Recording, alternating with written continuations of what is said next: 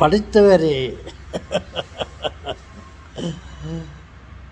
உமக்கு படைக்கப்பட்ட நாங்கள் வணக்கம் செய்கிறோம். என் அன்பு செல்வங்களே, பாருங்கள் இந்த வீட்டை.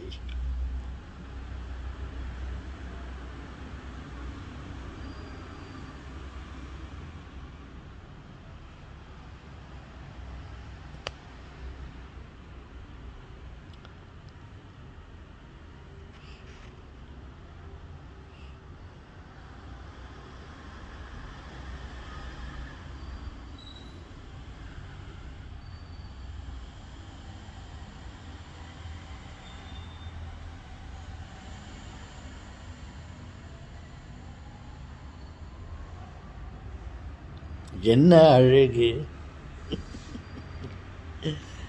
இதை நான் படைத்தேன். ஏன், நான் என்று சொல்வதை விட நாம் என்று சொல்வது அது பெருந்தன்மை என்று சொல்லலாம். நான் பெருந்தன்மை என்பதற்காக நாம் என்று சொல்ல விரும்பவில்லை. மனிதர்கள் படைத்த அழகான படைப்பு. என் செல்வங்களே, என்னை பாருங்கள், என் அழகை பாருங்கள். ஏன், உங்களையே பாருங்கள். என் கன்னத்திலே உங்களை பாருங்கள். அது ஒரு காவியம் மாதிரி, ஒரு சிலை மாதிரி உங்கள் கண்ணுக்கு நீங்கள் காணப்படுவீர்கள்.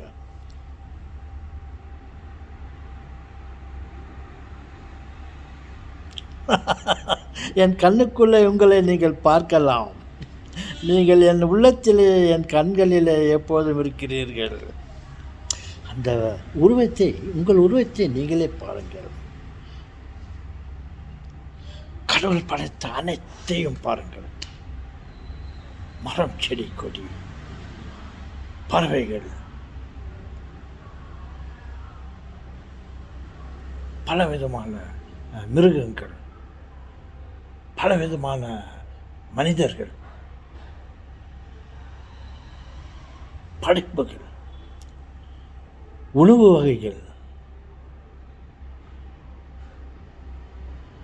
ஒரு மனிதனுடைய செயல்பாடுகள், அவனுடைய சிந்தனைகள், இந்த மனித உடலிலே இருக்கும் சிறப்புகள், அதை பற்றி நீங்கள்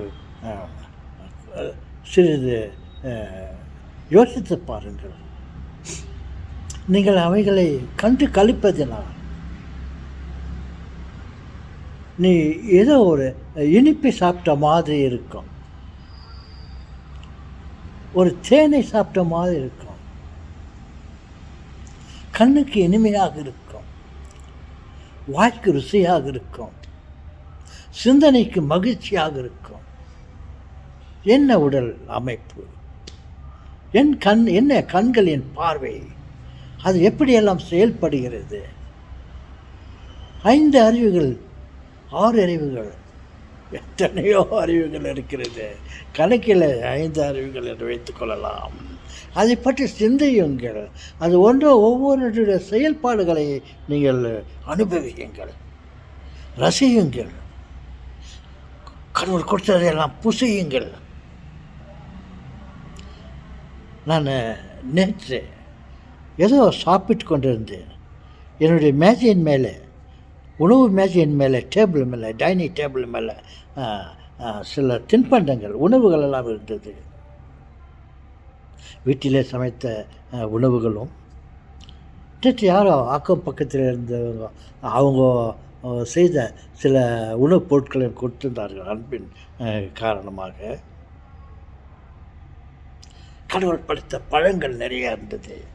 ஆப்பிள், ஆரஞ்சு இருந்தது,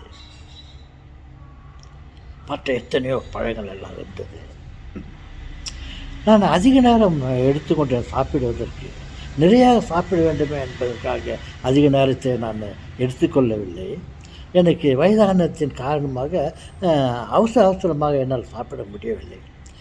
ஒரு அளவு எடுத்து வாயில் போட்டால் அதை மெண்டு அதை நாக்கில் அதை ருசித்து பல்களில் இருக்கிற கொஞ்சம் பல்லில் அதை கொஞ்சம் கொஞ்சமாக சாப்பிட்டு இந்த பழங்களின் ருசிகளை சாப்பிட்டு என்ன வருதுன்னா, நான் அதிக நேரம் கொண்டேன் என்பதற்காக இதை சொல்லுகிறேன். நீங்கள் நான் அந்த சாப்பிட்ட உணவுகளின் தரத்தை பார்த்தேன். ஒரு சட்னி இருந்தது. அது ஒரு விதமான இனிமையாக, ஒரு மாதிரி ருசியாக, அதில் கொஞ்சம் தேங்காயெல்லாம் போட்டிருந்தாங்க. வேறு எதை போட்டு தாளித்து அதை சட்னி பண்ணியிருந்தாங்க. அது வாயில் போட்டோன்னே என்ன ருசியாக இருந்தது. பக்கத்தில் இட்லி இருந்தது, ஏன்னா மெதுவாக இருந்தது. அதனுடைய ருசி, அந்த அரிசியில் செய்யப்பட்ட அந்த இட்லி சட்னியை சேர்த்தா அப்பேற்பட அழகாக இருந்தது, டேஸ்ட்டாக சுவையாக இருந்தது. அப்புறம் பக்கத்தில் வேறு ஒன்று போட்டுருந்தது, அதே வாயில் போட்டேன். அதுவும் ஒரு மாதிரி சுவையாக இருந்தது. மற்ற இடத்துல ஒரு ஊறுகாய் இருந்துச்சு. கடவுள் பட்ட பொருட்களின் மூலியமாக சமைத்த அது சாப்பிட்டேன். அது ஒரு மாதிரி சுவையாக இருந்தது. ஒரு பழத்தை சாப்பிட்டேன். அது ஒரு மாதிரி சுவையாக இருந்தது. மற்ற பழத்தை எடுத்து சாப்பிட்டேன். அது ஒரு விதமான ருசியாக இருந்தது. என்னத்தா இவ்வளோலாம் சாப்பிட்டீங்கன்னு சொல்கிறீங்களா? இல்லை சொல்கிறாங்களே. இவைகள் அத்தனையும் அத்தனை விதமான சுவையை கொடுத்தது. ஒரே நாக்கில் தான் இத்தனை விதமான உணவுகளை நான் சுவைத்து பார்த்தேன். என் செல்வங்களே, என்னால் அதிகபட்சமாக சொல்லிக்கொண்டே இருக்கலாம். அதிகபட்சமாக சொல்ல முடியவில்லை என்று சொல்லவில்லை, அதிகபட்சமாக சொல்லிக்கொண்டே இருக்கலாம். வெறும் நாக்கில் போட்ட அந்த ருசி உணவுப் பொருட்களை கடவுள் படைத்திருக்கிறார். அந்த நாக்கை, அந்த நாக்கின் தன்மையை சொல்வதற்காக நான் இந்த உணவுப் பொருட்களின் விஷயமாக சொல்கிறேன். பக்கத்தில் அந்த பழகத்தினுடைய வாசனைகள், அந்த சமையலினுடைய வாசனைகள், எத்தனையோ நற்மணங்கள் என் மூக்கில் நான் சுவைத்து கொண்டு உணர்ந்து கொண்டு நான் அதை சாப்பிட்டு கொண்டிருந்தேன், உணர்ந்து கொண்டு இருந்தேன். நான் உணர்ந்த அந்த நற்மணங்களையும் ஏன் துர்நாற்றங்களையும் பக்கத்தில் வீட்டு எதிரில் ட்ரைனேஜ் க்ளீன் பண்ணியிருந்தாங்க. அப்பா பயங்கர நாற்றம். இங்கே பழங்களுடைய வாசனை, உணவுப் பொருளுடைய வாசனை.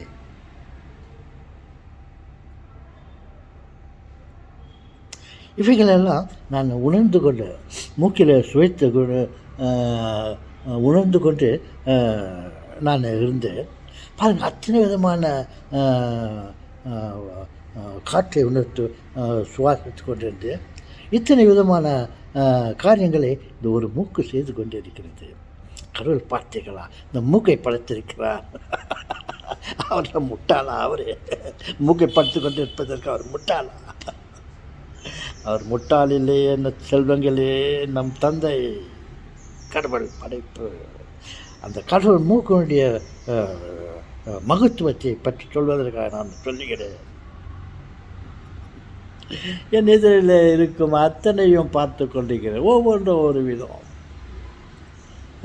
ஒரு விதம் அழகு காட்சிகள், மலர்கள், பூ. அங்கே ஒரு வாசலில் பூ இருந்தது. இருந்த ஒரு 10 பூ தான் இருக்கும். ஒரு பூவும் கண் கொள்ளா காட்சி. கண்ணை கொள்கிற காட்சி இல்லை, கண்ணை கொள்கிற காட்சியும் பார்க்க முடியும் இந்த கண்ணால். கண் கொள்ளா காட்சியையும் பார்க்கலாம். பல விதமான நிறங்களை பார்க்கலாம், பல விதமான அழகுகளை பார்க்கலாம், பல விதமான பெண்களின் அழகை பார்க்கலாம். அம்மாவின் முகத்தை பார்க்கலாம். அப்பாவின் பல இருக்கிறது. அது அனைத்தையும் அப்பாவின் முகத்திலே பார்க்கலாம். வானத்தை பார்க்கலாம், பூமியை பார்க்கலாம், ஏன் நான் 10,000 அடிகளுக்கு உள்ளே நான் போய் வந்தேன். தாத்தா நான் தாத்தா எங்கேயோ வந்து என்னவா சொல்கிறீங்களே, 10,000 அடியா ஏன்னு சொல்லுங்களே. பூமியை நோண்டி 10,000 அடிகளுக்குள்ளே நான் போய் அது உள்ளே எப்படி இருக்கிறது, தங்கங்கள் எப்படி இருக்கிறது, எத்தனை விதமான வண்ணங்களிலே தங்கம் கிடைக்கிறது என்று நான் பார்த்துவிட்டு வந்திருக்கிறேன். ஆகாயத்திலே போயிருக்கிறேன். 40,000 அடிகளுக்கு மேலே நான் போயிருக்கிறேன். 40,000 அடிகளுக்கு மேலே நான் பூமியை பார்த்திருக்கிறேன். என்ன கண்கொள்ளா காட்சி, என்ன மேகங்கள், பூமி மேலே எத்தனை மலைகள், கடல், இவைகளெல்லாம் நான் பார்த்து ரசித்து கொண்டிருந்தேன். எங்கேருந்து பார்த்தேன்? கண்களிலிருந்து பார்த்தேன். கடவுள் அந்த கண்களை படைத்திருக்கிறாரு பாருங்கள். நான் அழுவதை இப்போ உங்களால் பார்க்க முடிகிறது, நான் சிரிப்பதை உங்களால் பார்க்க முடிகிறது. பார்த்தீங்களா?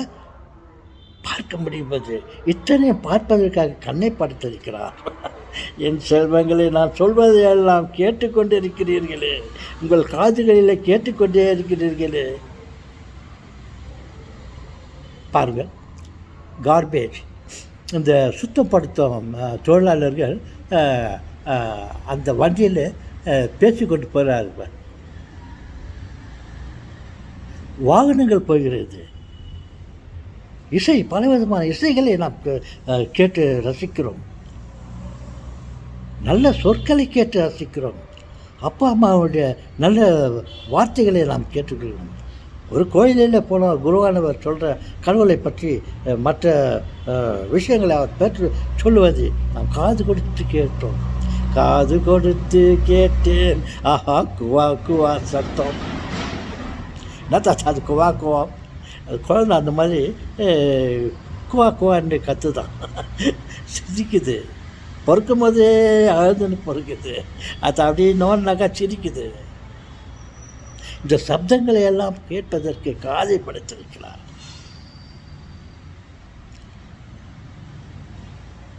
என்ன சத்தம்? என்னாச்சு? என்ன சத்தம்? அதுதான் பாருங்க, ஒரு பூனை கத்துது, அது ஒரு குழந்தை பேசுது பாருங்க. இவைகளெல்லாம் கேட்டு கேட்பதற்கு காதை படைத்திருக்கிறார். இவ்வளவு பெரிய உடலையும், இந்த உலகத்தை, ஆகாயத்தையும், பூமியையும், மற்ற அனைத்தையும் பற்றி சிந்திப்பதற்கு தலையில் மூளையை கொடுத்திருக்கிறார். நல்லதா கெட்டதா என்று சிந்திப்பதற்கு, சிந்தனை பண்ணுறதுக்கு சிந்தனை சிற்பி ஒரு மூளையை கொடுத்திருக்கிறார். Sense, brain. கடவுள் படைத்த நம்மை போலவே, கடவுள் படைத்த பல பொருட்கள் போலவே நாம் ஏன் செய்யக்கூடாது? ஏன் ஒரு ரோபோவை செய்யக்கூடாது? நம்மால் அந்த ரோபோவாலியை சிந்தித்து ஏன் செயல்பட வைக்கக்கூடாது? அப்படி என்று ஆர்டிஃபிஷியல் இன்டெலிஜென்ஸு ஏஐ படைத்தான். இவைகளெல்லாம் படைப்பதற்கும் சிந்திப்பதற்கும் தலையிலே சிறைக்குள்ளே இருக்கும் இந்த மூளைக்கு எவ்வளவு ஞானத்தை கொடுத்திருக்கிறார். இந்த ஞானத்தை நம்ம தலைக்கு நமக்கு கொடுத்திருக்கிறார். அவருடைய படைப்பை பார்த்தீர்களா? என் அழகு சட்டை செய்வதற்கு நமக்கு ஞானத்தை, புத்தியை கொடுத்திருக்கிறார். கை கால்களை கொடுத்திருக்கிறார். என் செல்வங்களே, கை கால்களை கொடுத்திருக்கிறார்.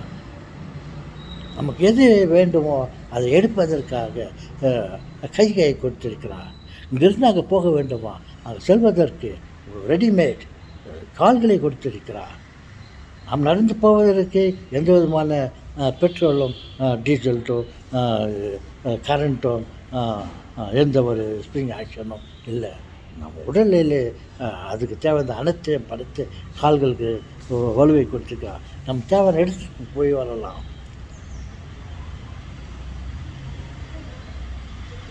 ஏன் நம்ம பறக்கக்கூடாது?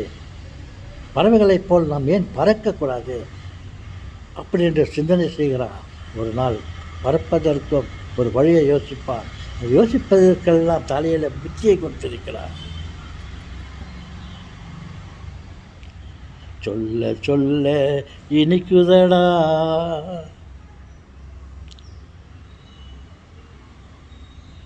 என் செல்வங்களே, கடவுளை பற்றி, கடவுள் படைப்பை பற்றி நாம் உணர வேண்டும், சிந்திக்க வேண்டும்.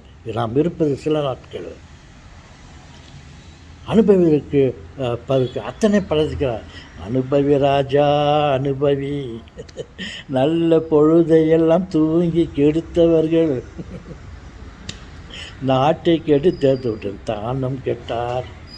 செத்து போயிட்ட பிறகு என்னதான் அந்த உலகத்தில் என்னென்னவோ வந்துச்சு, அதெல்லாம் நம்ம அனுபவிக்காது வந்துட்டோமேன்ட்டு சிந்திப்பதற்கும் இல்லை, செத்து போய்விட்டோம். அதனால் நாம் உயிராக இருக்கும்போது கடவுளை பற்றி நினைப்போம், கடவுளை ஆராதிப்போம், அவரை வணங்குவோம், அவருக்கு நன்றி செலுத்துவோம். ஓகே செல்வங்களே, நன்றி உள்ள உயிர்கள் எல்லாம் பிள்ளை தானடா. தாத்தா உன கனெக்ஷன் எல்லாமே பேசுகிறீங்களா? ஓகே செல்வங்களே, கனெக்ஷன் இருக்குது, தொடர்பு இருக்கிறது.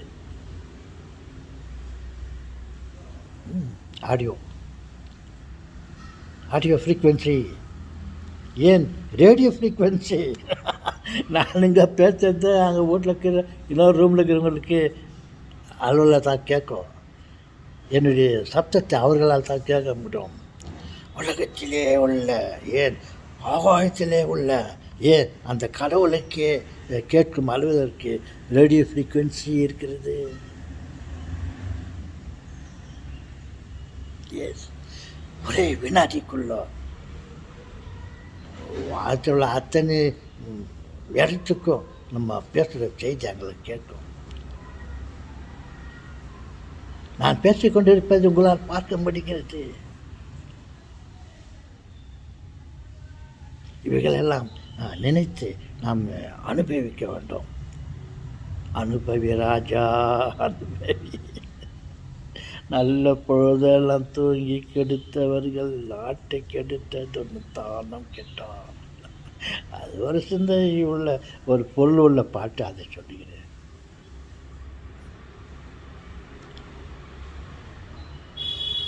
ஓகே சொல்லுங்களே, கடவுள் படைப்பை பற்றி சிந்திப்போம். ஆடு மாடுகளை பாருங்கள், எத்தனை விதமான படைப்புகள். மாடு, பசு மிக நல்லதடி பாப்பா, பாலை பொழிந்து தரும் பாப்பா. அந்த பசு நிறம், பாலை பொழிந்து தரும் பாப்பா, அந்த பசு மிக நல்லதடி பாப்பா. அது மேலேருந்து கீழே போடுற சாணிலேருந்து நமக்கு உபயோகமாக இருக்கிற மாதிரி கடவுள் படிச்சுக்கிறார். தென்னை மரத்தை பாருங்கள், படைச்சிருக்கார், தேங்காவை படைத்திருக்கிறார். அது கூட வேர்லேருந்து தலையில் இருக்கிற கடைசி முடிவில் நமக்கு எல்லாம் உபயோகமாகிற மாதிரி தேங்காய், அதோடைய மட்டைகள், அதோடைய இலைகள், அந்த பாடி ஸ்ட்ரக்சர், இவைகளெல்லாம் பயன்படுற மாதிரி பண்ணிக்கிறாரு. வாழை மரத்தை பாருங்கள், என்ன ருசி, பலவிதமான வாழைப்பழங்கள் இருக்கிறது. ஒவ்வொன்றும் கழவன் என்னை போன்ற என்ன அரைக்குறையாக இருக்கிற பல்லு வச்சுன்னுக்கிறவங்க கூட சாப்பிட்ற அளவில் வாழைப்பழத்தை படைத்திருக்கிறார். அந்த வாழைப்பழத்தை பழத்தோடு அதை பாதுகாப்பாக வைத்திருக்கிறார். அது மேலே இருக்கிற தோலை உரிச்சிட்டு உள்ளே இருக்கிற பழத்தை சாப்பிட்ற மாதிரி வச்சுக்கிறார். ஏன் நமக்கு அம்மா அப்பா ஒரு கப்பு காஃபி வச்சுருக்காங்க, கொடுத்தாங்க, ஒரு கப்பு பால் வச்சுருக்காங்க. தம்முடைய மனைவி அன்பாக வந்து நாங்கள் காஃபி சாப்பிடுவோம் சொல்லிட்டு வந்து கொடுத்தாங்க.